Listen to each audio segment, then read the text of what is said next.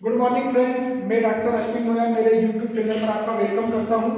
आज जिस टॉपिक की हम बात कर रहे हैं वो टॉपिक बहुत जनरल है, वो हम सब सुन चुके हैं। उसको सामान्य भाषा में कहा जाता है चोट। लेकिन आईपीसी की हम बात करेंगे इंडियन पिनल कोड की, तो इंडियन पिनल कोड में उसे कहा जाएगा उपहति। इंग्लिश में इसे कहेंगे हर्ट। उपहति क्या होता है? जैसे हम इसको दो पार्ट में डिवाइड करते हैं, उप प्लस हति। उप मतलब उपस्थित, प्रेजेंट, और हति मतलब शरीर को चोट पहुंचाना। मतलब कोई व्यक्ति किसी दूसरे व्यक्ति को शारीरिक रूप से चोट पहुंचाए। इसको सिंपल में डिफाइन करते हैं तो सेक्शन 319 में उपहति की परिभाषा दी गई है। वो क्या है?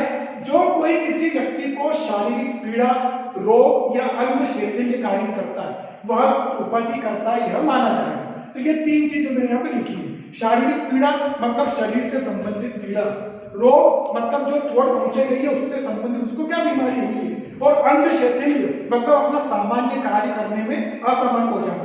तो ये तीन फैक्ट यदि आप आपके ध्यान रख लेंगे तो सेक्शन 319 आपकी कंप्लीट हो जाएगी। जो कोई किसी व्यक्ति को शारीरिक पीड़ा, रोग या अंग शिथिल्य कारित करता है वह उपहति करता है, यह माना जाएगा। सेक्शन 319।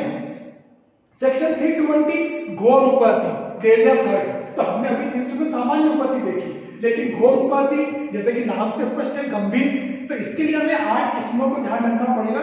8 कंडीशन से 8 परिस्थितियां हैं जिससे कि यह पता चलेगा कि घोर उपहति है। तो वह कौन कौन सी है? नंबर 1 पुंसत्व हरण, जिसे कि इंग्लिश में इमेस्क्युलेशन कहा जाता है, नपुंसक बना देना, किसी पर्सन के प्राइवेट पार्ट पर इतना इंज्योर कर देना। नंबर 2 नेत्र, किसी भी व्यक्ति के दोनों नेत्र का स्थायी विच्छेद, मतलब उसकी आंखों में आप इतना इंज्योर कर दो कि वो देख नहीं सके।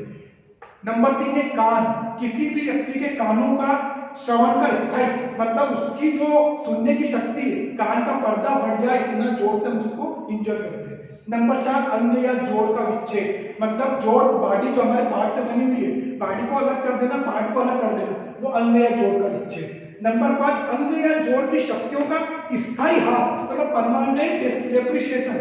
आपने उसको इतना मार दिया कि वो पैरालिसिस जैसे अलग दिया स्थायी रूप से, अब वो बिस्तर पर है। नंबर 6 सिर या चेहरे का स्थायी विद्युतीकरण, मतलब परमानेंट डिसफिगर, मतलब आपने कोई एसिड जैसा ज्वलनशील पदार्थ उसको ऊपर डाल दिया जिससे कि उसका चेहरा पूरा परिवर्तित हो गया, जिससे कि एसिड हिंदी में तेजाब।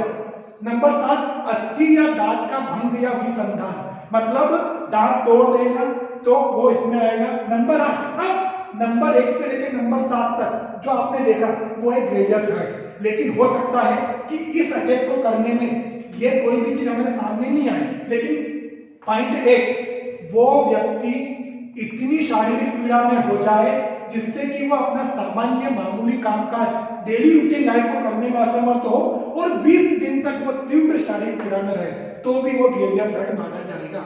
मतलब सिंपल सी चीज है कि यदि इन सातों चीजों में भी कोई नहीं आता है तो नंबर 8 हम ये देखेंगे कि उस व्यक्ति को कितनी हानि पहुंची, वो कितना इंजर हुआ।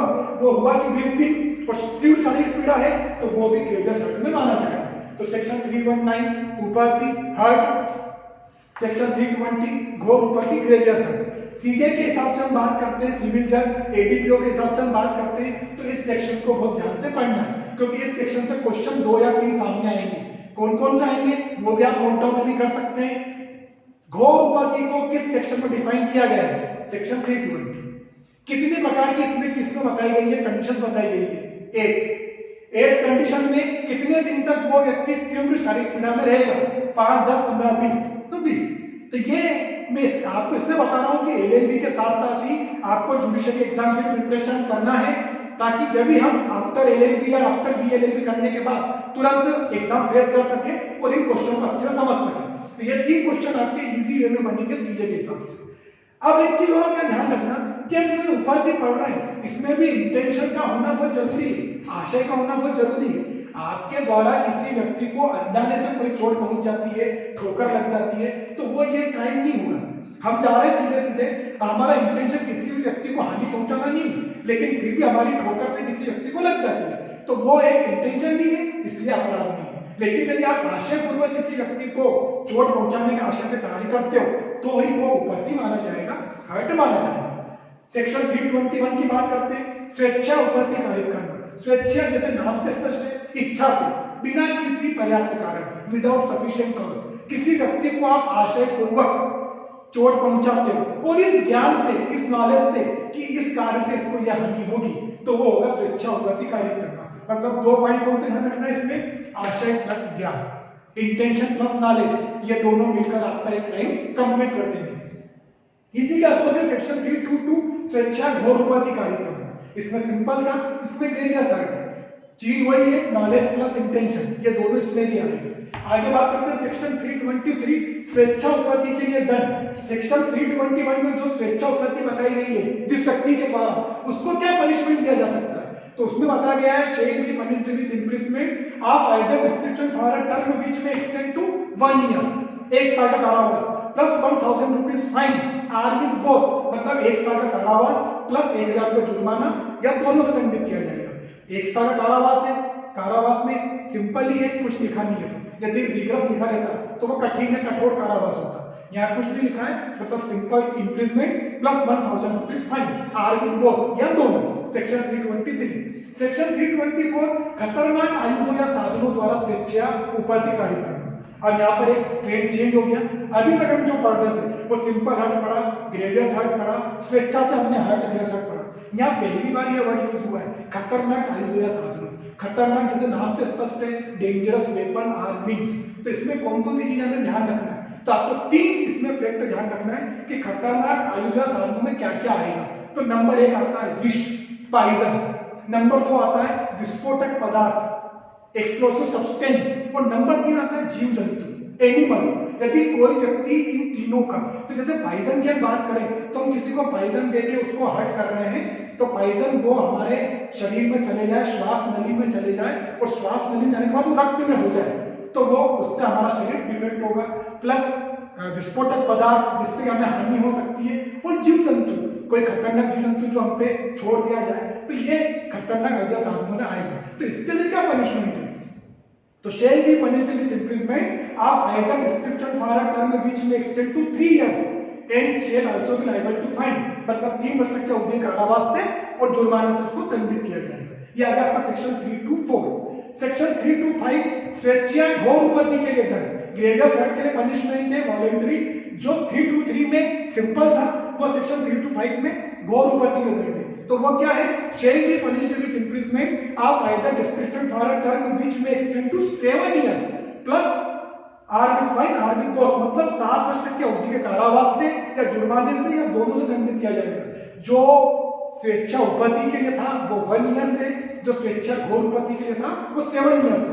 ये आप अंतर समझ के चलें, क्योंकि एग्जाम्स में जो हम एप्टीट्यूड टाइप के एग्जाम देंगे, ओटी एग्जाम देंगे, उसमें मेन ये पनिशमेंट में ऊपर नीचे खेल होता है। एक तो सेक्शन वाले बच्चे बहुत कंफ्यूज होते हैं, और एक पनिशमेंट में कि 1 था, 2 था, 3 था कि 5 था। तो ये 7 इयर्स आपको ध्यान रखना है स्वेच्छा घोर उपपत्ति के लिए।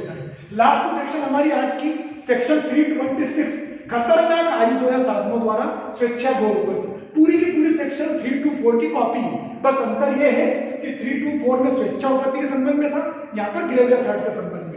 तो बस पूरी मीनिंग की लाइन वही आएगी, लेकिन जो पनिशमेंट का सेंटेंस है वो चेंज हो जाएगा। जहां पनिशमेंट यहाँ पर 7 इयर्स था, वहां आ जाएगा फॉर लाइफ, आजीवन कारावास प्लस 10 इयर्स इंप्रिजमेंट, 10 वर्ष का कारावास या फाइन आर विद बोथ, मतलब आजीवन कारावास से या 10 वर्ष के अवधि कारावास से दंडित किया जाएगा, और जुर्माने से भी दंड नहीं होगा। अब इसको शास्त्र शब्द में हम समझ लेते हैं। हर्ट की हमने 8 सेक्शन आज कवर करे। वैसे तो ये देखा जाए तो 319 से लेकर 338 तक पूरा स्लेब है, 19 सेक्शनों का, लेकिन आज हमने सिर्फ अभी 8 सेक्शन ही लिए। इसके बाद का मैं सेकंड वीडियो में आपके सामने आऊंगा, तो हम बाद वाले सेक्शन पर चर्चा करेंगे। तो 8 सेक्शन को याद करना सबसे सिंपल तरीका 319 320 आपको एक साथ याद रखना है, क्योंकि एक में सिंपल उपपत्ति की डेफिनेशन है, एक में ग्रेवियस की डेफिनेशन है।